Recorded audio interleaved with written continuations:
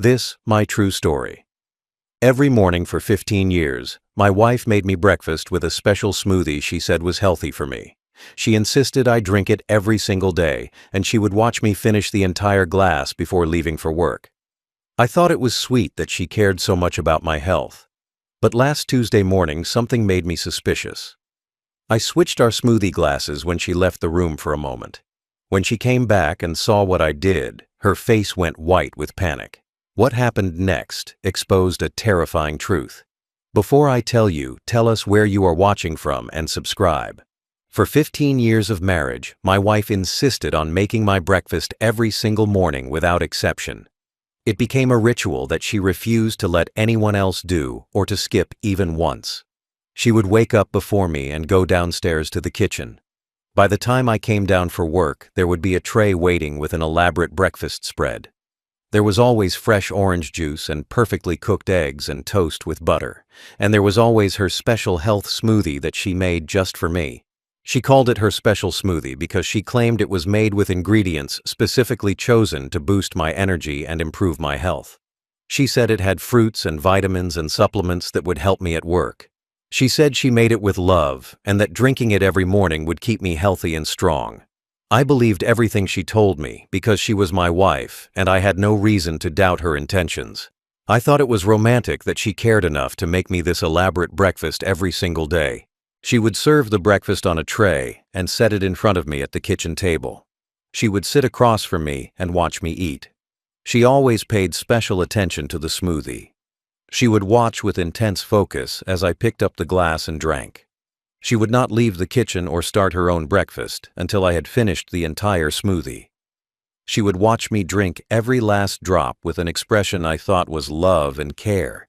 She would smile when I finished and tell me to have a good day at work. I found her attention endearing and romantic. I thought it was sweet that my wife cared so much about my health that she insisted on making this smoothie every day. I thought it showed how much she loved me that she would wake up early and spend time preparing this elaborate breakfast. I never questioned why she was so particular about this daily ritual. I never wondered why she watched me so carefully as I drank. I never asked why she refused to let me skip even one day. I just accepted it as part of our marriage routine. She made the smoothie in a specific glass that was mine. It was a tall glass with a blue rim. She always used the same glass for my smoothie. She would make it in the blender and pour it into that specific glass and bring it to me. She never drank any of it herself. She never made a smoothie for herself. She said the recipe was designed specifically for my nutritional needs and that she did not need the same thing. I never thought that was strange. I just trusted that she knew what she was doing. This routine continued for 15 years without variation. Every single morning she made the breakfast and the smoothie. Every single morning she watched me drink it. Every single morning she would not leave until I finished. It became such a normal part of our lives that I stopped thinking about it. It was just what my wife did. It was her way of showing love and taking care of me. Or at least, that is what I believed for 15 years. I worked long hours at my job in finance. I was an investment manager, and my work was demanding and stressful. I appreciated coming home to a wife who seemed supportive and caring. The morning breakfast ritual made me feel loved and valued. It made me feel like I had a partner who cared about my well-being. I would tell my coworkers about how my wife made me this special healthy smoothie every morning. They would say I was lucky to have someone who cared so much. I agreed with them. I felt fortunate. Looking back now, I realize how carefully she had constructed this ritual, how she had made it seem normal and loving so that I would never question it, how she had turned something sinister into something that appeared romantic. For 15 years, I drank that smoothie every morning, believing my wife was taking care of me. For 15 years, I trusted her completely. I never suspected that the woman who kissed me goodbye each morning was slowly killing me with the breakfast she served with a smile. Over the past 6 months, I had been feeling increasingly ill with symptoms I could not explain. I was exhausted all the time, no matter how much sleep I got. I would wake up tired and go to bed tired. My energy levels were constantly low, even though I was supposedly drinking a health smoothie every morning designed to boost my energy. The fatigue was so severe that I started having trouble concentrating at work. My performance suffered and my colleagues noticed I was not myself. I also developed stomach problems that came out of nowhere. I would have nausea and cramping and digestive issues. Food that I normally enjoyed would make me feel sick. I lost my appetite and started losing weight without trying. My stomach hurt frequently, and I could not identify what was causing it. I tried changing my diet and avoiding certain foods, but nothing helped. The stomach problems persisted no matter what I did. I experienced occasional dizziness that was frightening. I would be sitting at my desk or standing in a meeting, and suddenly the room would spin.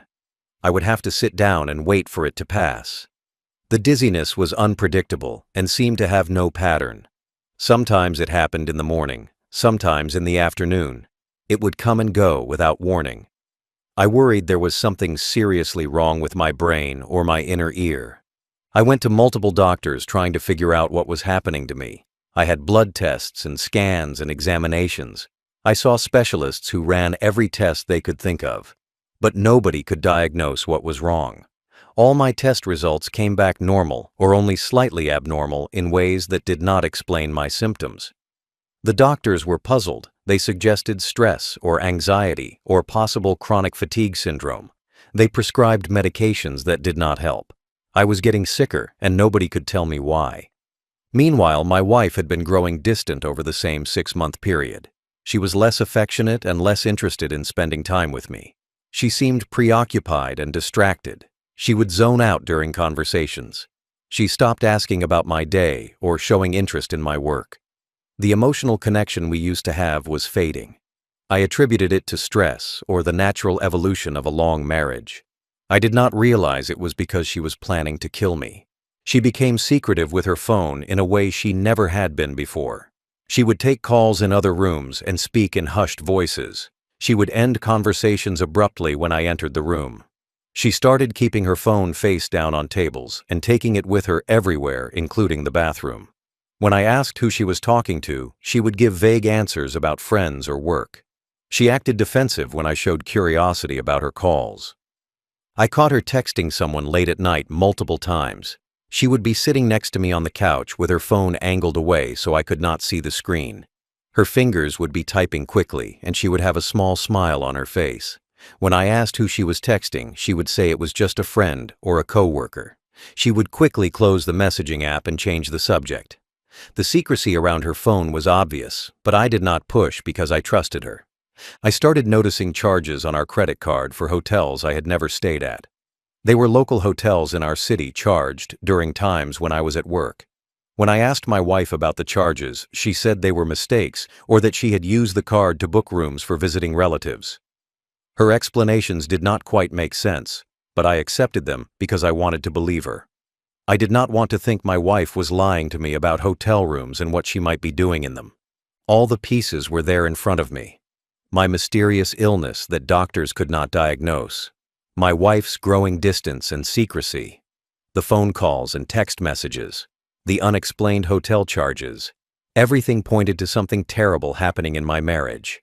But I had been too trusting to assemble the pieces into the truth. I had been too naive to see what my wife was really doing. I ignored the signs because I loved her and could not imagine she would hurt me. Last Tuesday morning started like every other morning for the past 15 years. I woke up and got dressed for work.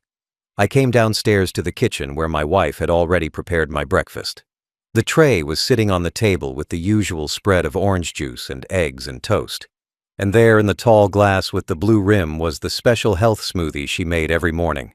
She was sitting at the table waiting for me with a smile on her face. But something felt different that morning. I cannot fully explain what it was, but there was something in her eyes that unsettled me. She was watching me with the same intense focus she always had when I drank the smoothie. But this time, there was something else in her expression. It looked like anticipation mixed with something darker I could not name. It was the look of someone waiting for something important to happen. The look made me uncomfortable in a way I had never felt before during our morning ritual. I sat down at the table and looked at the breakfast in front of me. Everything appeared normal. The eggs were cooked the way I liked them. The toast was perfectly browned. The orange juice looked fresh. The smoothie was the same color it always was, a dark purple from the berries she said she used. But I felt a growing suspicion that I could not shake. Something about my wife's expression and the way she was watching me triggered an instinct I had been ignoring for months. I picked up my fork and started eating the eggs slowly.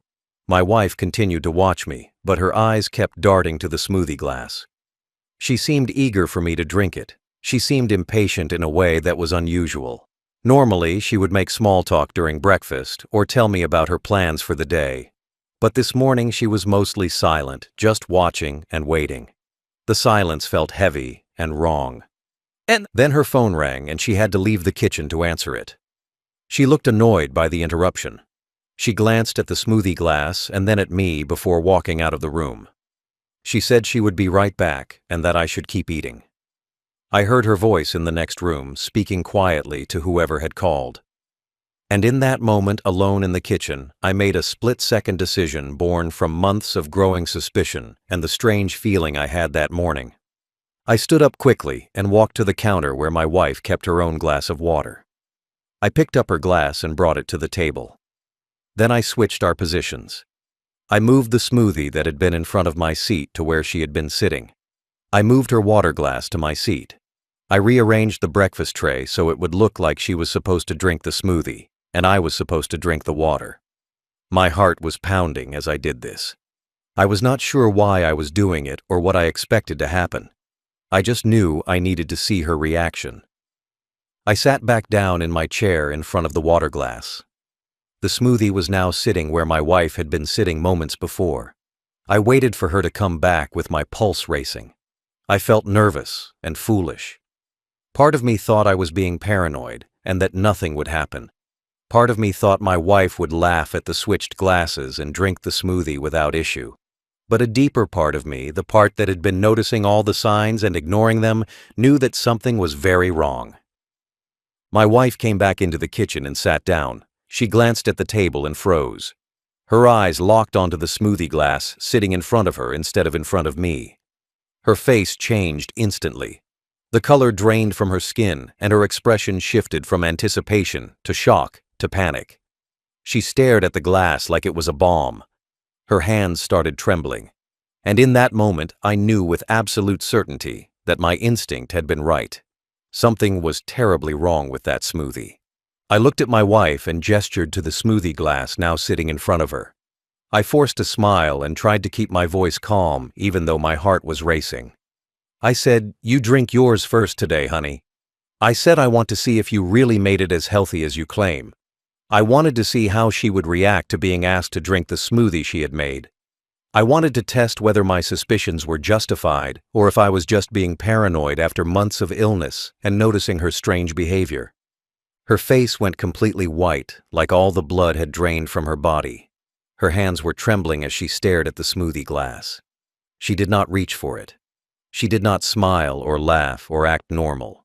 She just stared at the glass with an expression of pure terror. Her reaction confirmed that something was very wrong. If the smoothie was just a healthy drink like she claimed, there would be no reason for her to react this way. But she was clearly panicked by the idea of drinking it herself.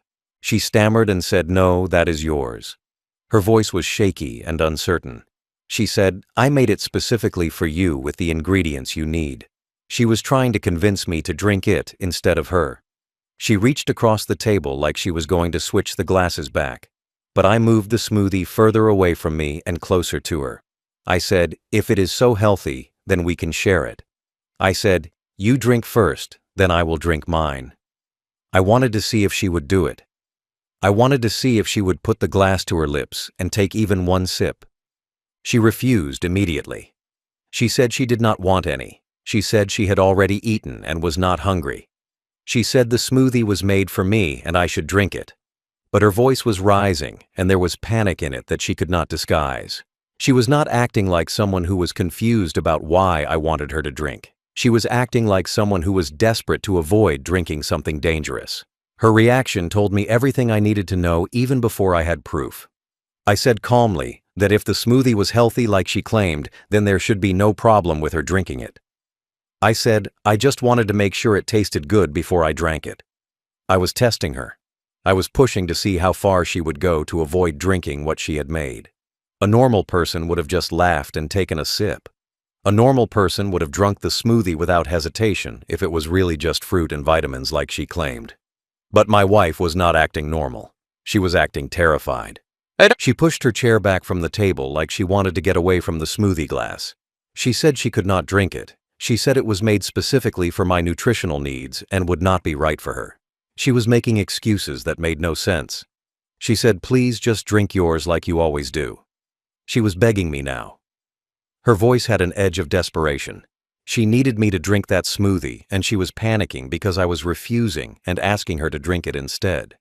I stood up and said firmly that I was not going to drink anything until she drank first. I said if she refused, I was calling the police right now. I do not know what made me say that. The words just came out. But the threat had an immediate effect on her. I watched the calculation flash across her face. She was trapped between two terrible choices. She could drink the smoothie and expose herself to whatever was in it. Or she could refuse and essentially admit that the smoothie was dangerous. She chose exposure over drinking the poison she had made for me.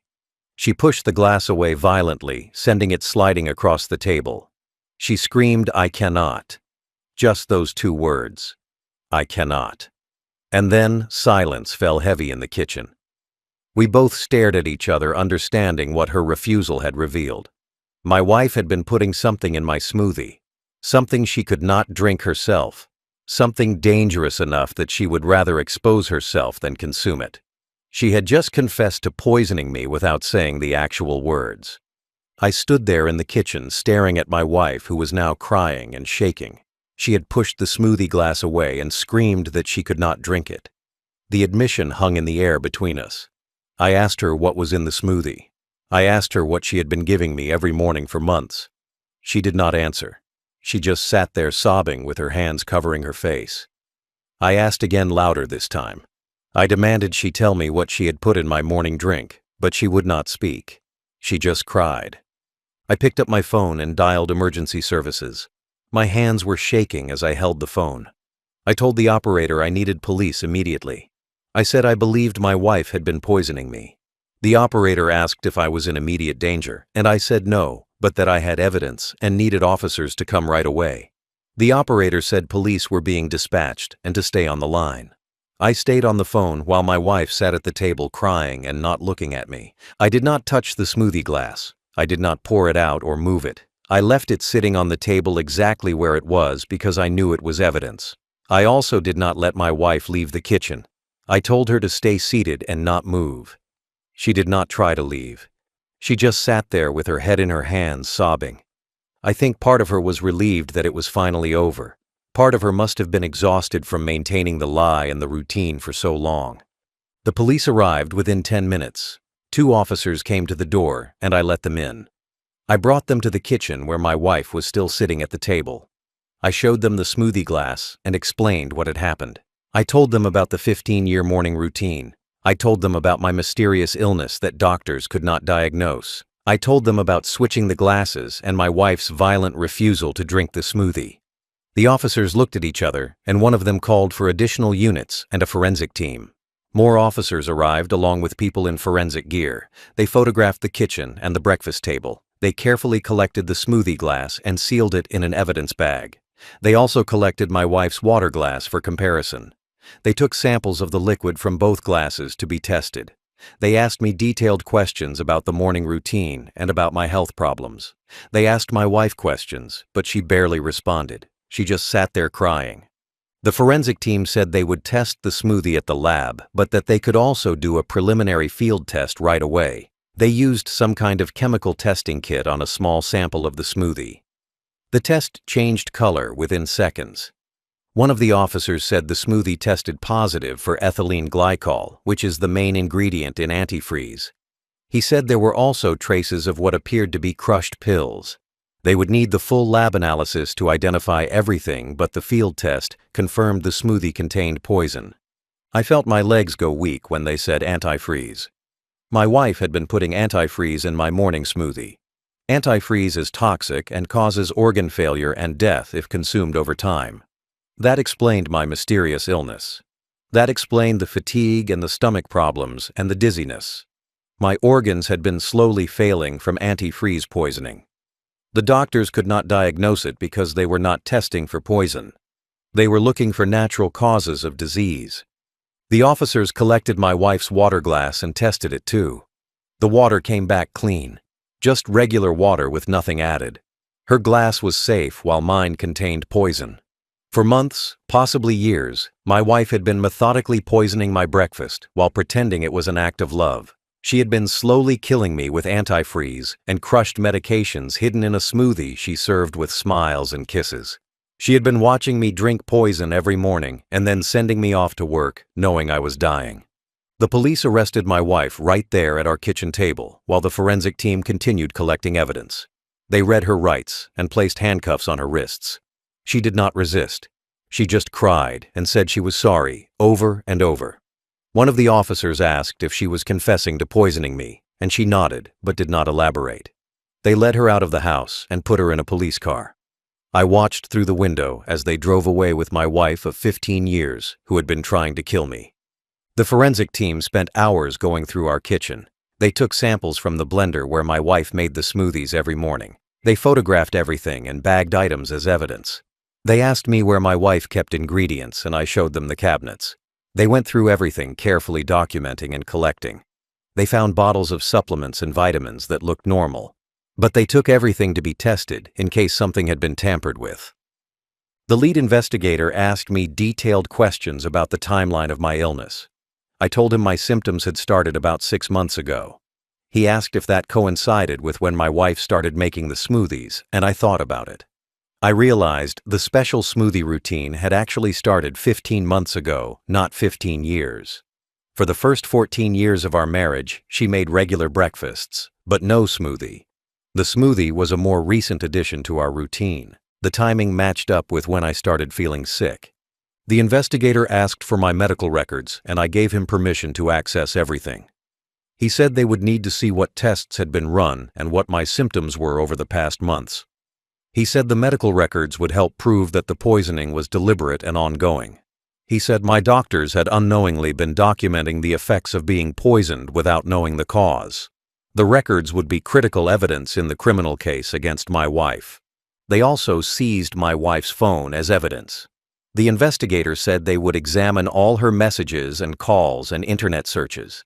He said people who plan crimes often leave digital trails of their planning and their motives. He said the phone might contain evidence of why my wife had decided to poison me. I had not even thought about what her motive might be. I had been so focused on the fact that she was poisoning me that I had not asked myself why. The investigator said attempted murder cases usually involved financial gain or clearing the way for another relationship. He asked about our finances and whether I had life insurance. I told him I was wealthy from my career in finance. I had accumulated significant assets and investments over the years. I had a life insurance policy worth several $1,000,000. My wife was the sole beneficiary of everything if I died. The investigator nodded like this was exactly what he expected to find. He asked if I had noticed any changes in my wife's behavior beyond the phone secrecy. I told him about the distance in our relationship and the hotel charges on our credit card. He asked for the credit card statements, and I gave him access to those too. He said the hotel charges suggested she might be having an affair. He said if she was having an affair and wanted to be with someone else, that would explain why she would want me dead instead of divorced. Divorce would mean splitting assets. My death would mean she inherited everything and could be with her lover without financial consequences. The forensic team finished collecting evidence and left. The house felt empty and violated. I sat in the living room trying to process what had happened. My wife had been poisoning me. The woman I loved and trusted had been slowly killing me with antifreeze in my morning smoothie. She had been doing it for months while smiling and pretending to care about my health. She had watched me drink poison every single day and then kissed me goodbye and sent me off to work. The betrayal was so deep and so complete that I could barely comprehend it. The investigator called me 2 days later with information from my wife's phone that explained everything. He said they had gone through all her messages and emails and search history. He said what they found showed clear premeditation and motive for attempting to murder me. He asked if I could come to the police station to review the evidence, and I agreed immediately.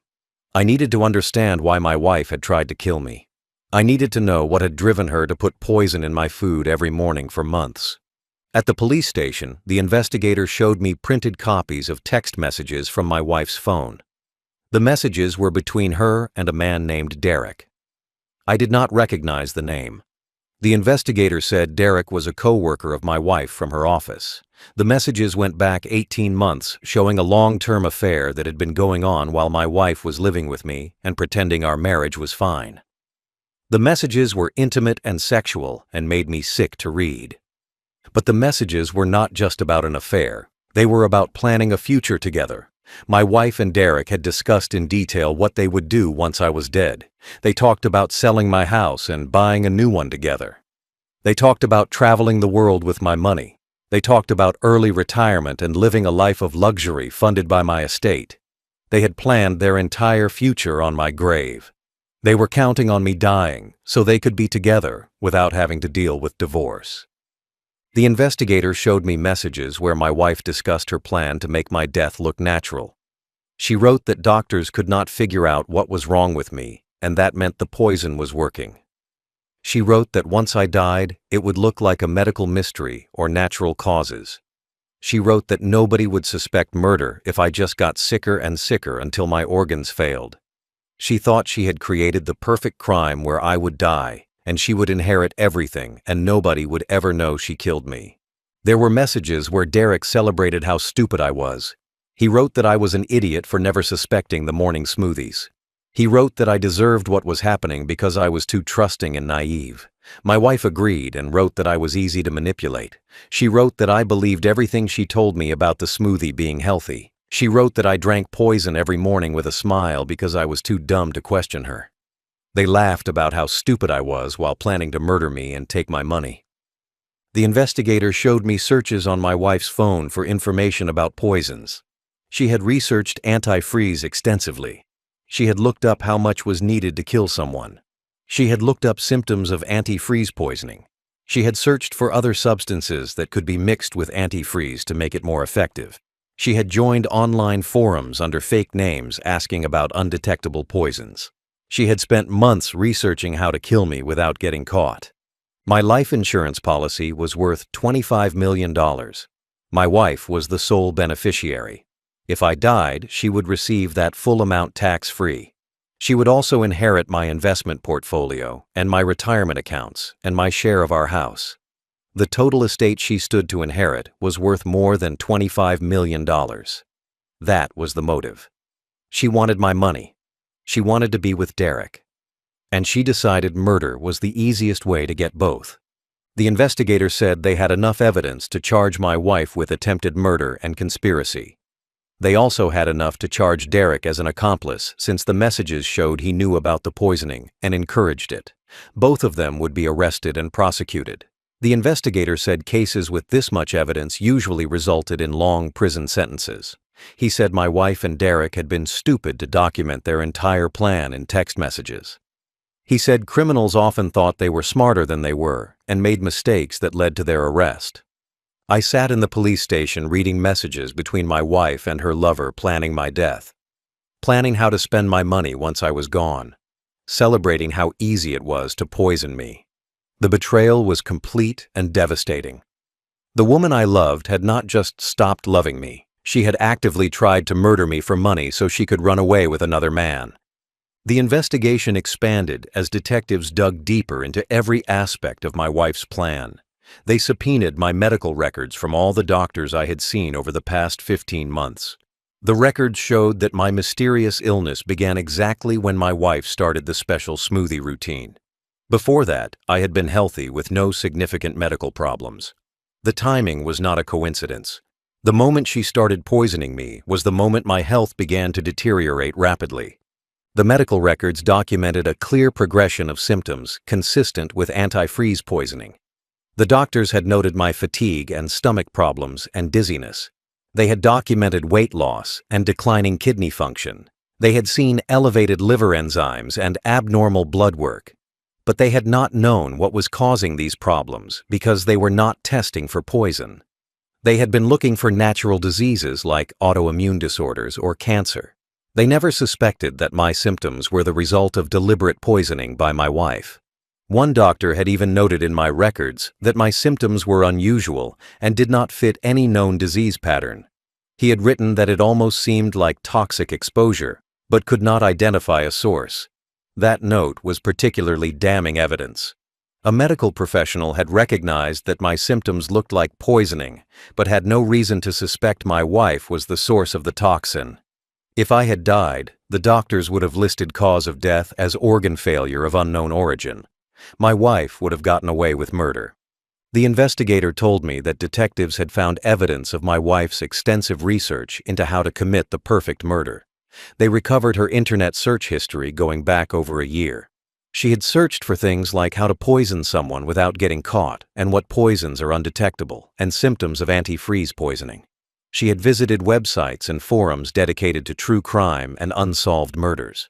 She had been studying how other people had committed murder and learning from their mistakes. Detectives found that my wife had joined several online forums under fake usernames. She had posed as someone interested in toxicology and asked detailed questions about various poisons. She had asked what substances were difficult for medical examiners to detect. She had asked how much of certain poisons would be needed to kill someone slowly over time. She had asked whether mixing multiple substances would make detection harder. Other forum members had answered her questions not knowing she was planning an actual murder. The investigation revealed that my wife had purchased antifreeze in small quantities from different stores over several months.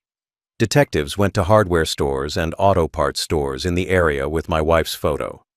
Multiple store employees remembered selling antifreeze to her. She had never bought large quantities from one place.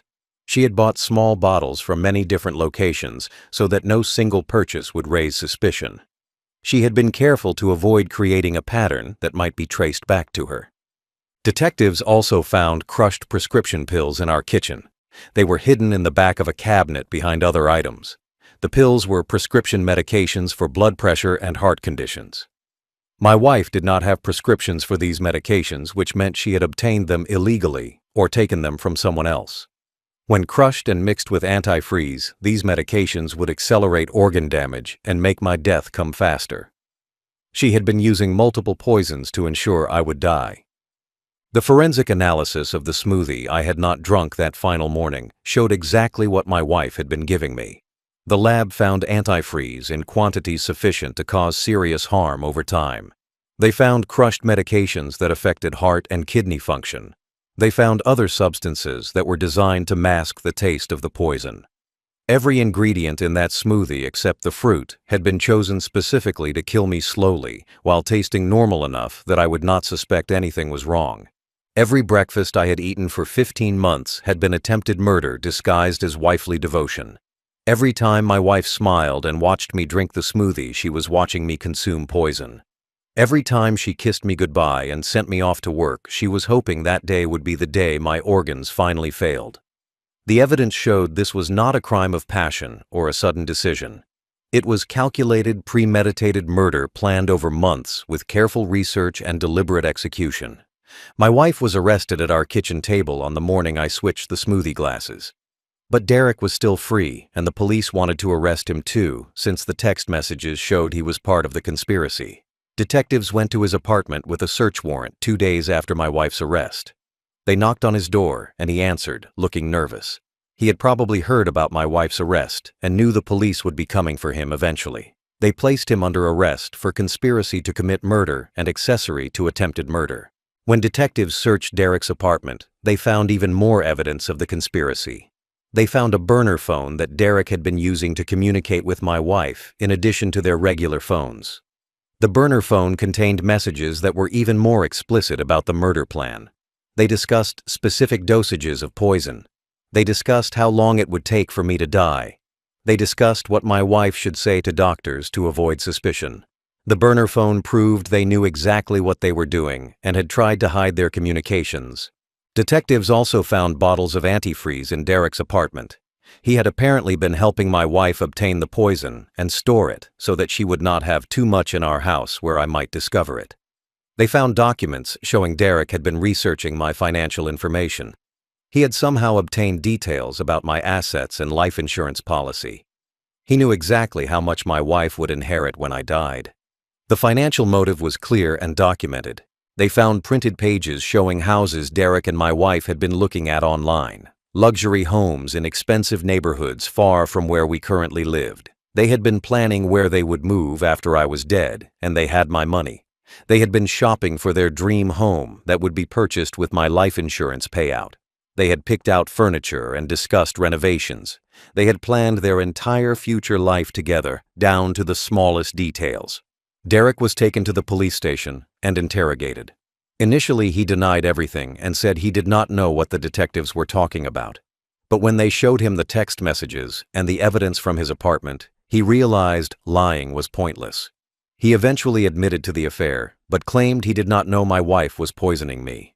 He said she had told him I was sick, but he did not know she was causing the illness.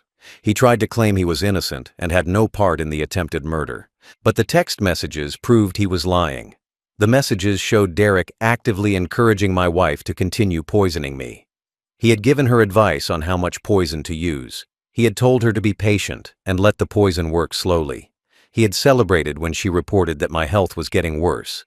He had told her she was doing a good job and that I would be dead soon. He was not an innocent bystander. He was an active participant in the plan to murder me. My wife was interrogated separately, and her story was different. Under pressure from detectives and faced with overwhelming evidence, she eventually confessed to everything. She admitted she had fallen out of love with me years ago. She said she stayed in the marriage because she enjoyed the lifestyle my income provided. She said when she met Derek and fell in love with him, she realized she wanted out of the marriage. But she did not want to lose half of everything in a divorce. She wanted all the money for herself and Derek. She admitted that murder seemed easier than divorce when they started planning. She said Derek had suggested that if I died, she would inherit everything, and they could be together without financial loss. She said it seemed like the perfect solution. She said she researched poisons and decided on antifreeze because it was easy to obtain and hard to detect. She said she started adding small amounts to my morning smoothie and gradually increased the dosage as months went by. She said she had expected me to die within a year, but my organs were proving more resilient than she anticipated. She said when I switched the smoothie glasses that final morning, she panicked because she knew she could not drink the poison she had prepared for me. She said her refusal to drink exposed everything, and she knew it was over. She cried during the confession, but the detectives said the tears seemed like self-pity, not genuine remorse. She was sorry she got caught, not sorry for what she had done. My wife was charged with attempted murder and conspiracy to commit murder. Derek was charged as an accomplice and conspiracy to commit murder. Both of them were held without bail because the judge considered them dangerous and a flight risk.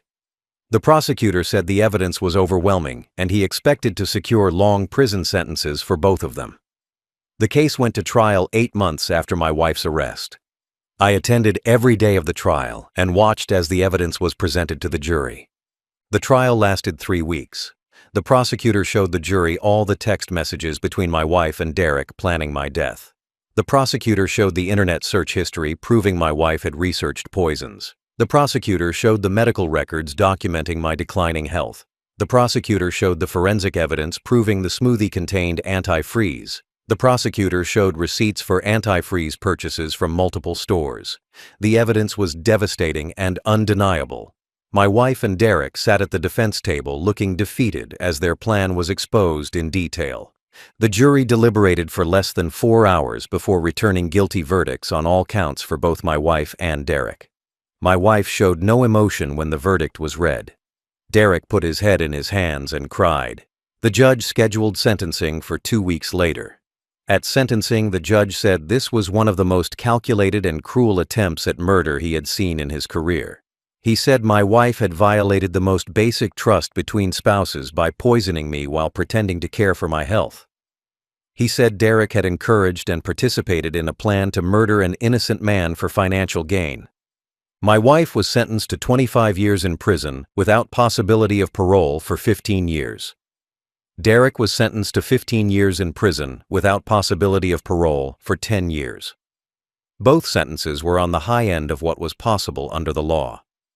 The judge wanted to send a message that attempted murder, motivated by greed, would be punished harshly. I felt some satisfaction watching them being led away in handcuffs to begin their prison sentences. They had tried to murder me, and now they would spend decades behind bars. With the poison stopped, my health recovered completely within months of my wife's arrest.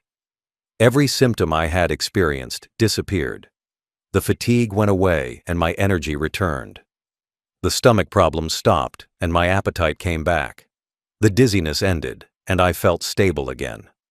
My kidney and liver function tests returned to normal. The doctors were amazed by my recovery. They said it proved that all my symptoms had been caused by the poison and not by any underlying disease. They had been treating effects, not causes. Once the source of the toxin was removed, my body healed itself. I divorced my wife from prison. I filed the papers immediately after her conviction. She tried to contest the divorce and claim she deserved part of my assets, but the judge rejected her claims. The judge said someone who attempts to murder their spouse for financial gain has no right to claim any part of that spouse's estate. The divorce was finalized, and my wife got nothing. She would spend 25 years in prison, and when she got out, she would have nothing. No money, no house, no husband, no future with Derek, who would also be in prison for years. I made sure she would never touch a penny of the estate she had tried to murder me for. I changed all my beneficiaries and rewrote my will. I set up a trust that specifically excluded her from any inheritance, even if something happened to me. I wanted to ensure that even if I died, she would never benefit financially from having been married to me. Every morning now, I make my own breakfast. I prepare my own food and drinks. I trust no one to make anything I consume. And every sip of coffee I drink tastes like the second chance I earned by switching 2 smoothie glasses and trusting my instincts over 15 months of lies. I am alive because I switched those glasses. My wife is in prison because she could not drink her own poison.